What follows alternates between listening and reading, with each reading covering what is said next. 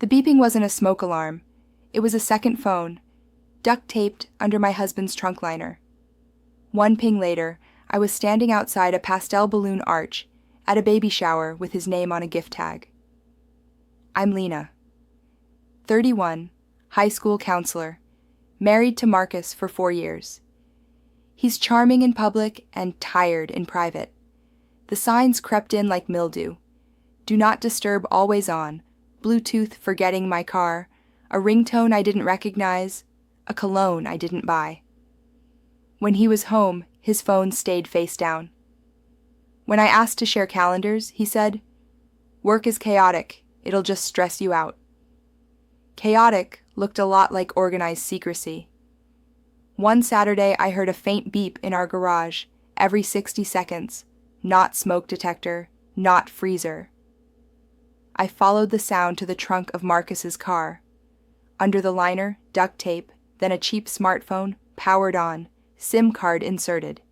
A number I'd never seen, logged into the same Apple ID as his main phone. I didn't scream.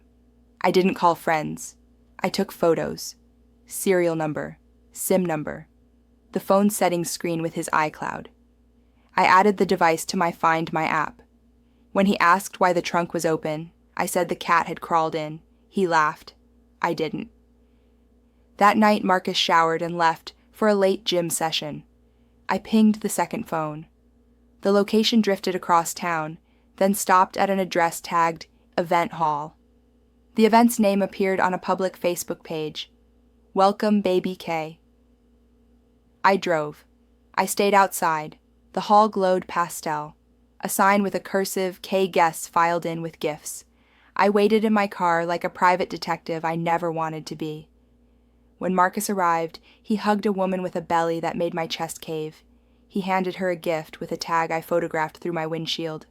From M. He kissed her cheek, the kind of kiss that says, "I know your baby's kicks." I didn't storm in. I didn't break anything. I took pictures. The sign, the gifts, his arrival time, the phone ping timestamp. When he left, I left too. He came home with a protein shake.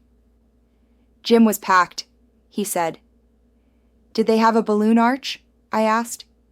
He froze for half a second, then smirked. You're making something out of nothing. I put the second phone on the counter. Then we'll make nothing out of this. The mask slid. You broke into my property. You duct-taped a phone to hide a double life, I said. Property's not the issue. He pivoted to anger. You're paranoid. That was a friend's shower. Whose? Silence. Is the baby yours? I asked softly. He did the worst thing. Nothing. No denial, no confession. Just a shrug of a man who believed my options were rage or compliance. I'm not here to scream, I said. I'm here to choose. I had prepared more than he knew. I'd already opened a separate bank account and moved my direct deposit.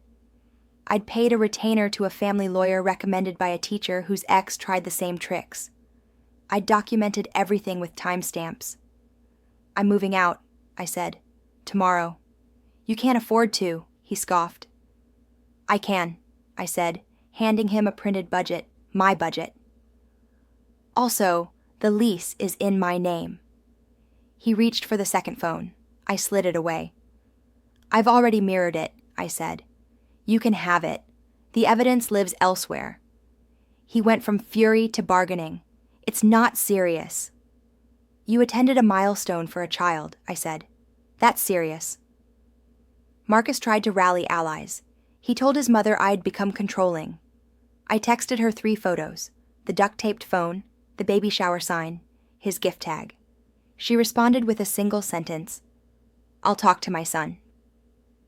The next day, I moved 2 blocks over into a 1-bedroom with a lemon tree on the balcony and a lock only I had a key for. Marcus sent paragraphs of blame and 2 lines of apology. I replied once, all legal matters go through my attorney. Then silence. Weeks later, a woman messaged me from a new account. She was the one from the shower. She wrote that Marcus had told her I was practically separated, that she realized it was a lie after he missed an ultrasound to work late, and she saw my name on a joint insurance card he'd dropped.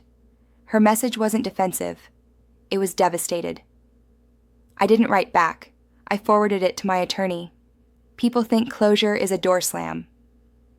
For me, it was a series of small, gentle latches, a new morning routine, a refrigerator with only the food I like, the freedom to let my phone ring without dread. I kept the second phone in a bag in my closet for a month, like a relic of another life. Then I took it to an e-recycling event and watched it disappear into a bin labeled devices. It felt like dropping a lie into a well and hearing it not echo. If you're here because the beeping in your life doesn't sound like a smoke alarm, trust your ears. Not all truth needs a scene. Sometimes it needs a folder, a plan, and a key. If this resonated, hit like and subscribe. I post quiet, factual stories of betrayal and clean exits every day.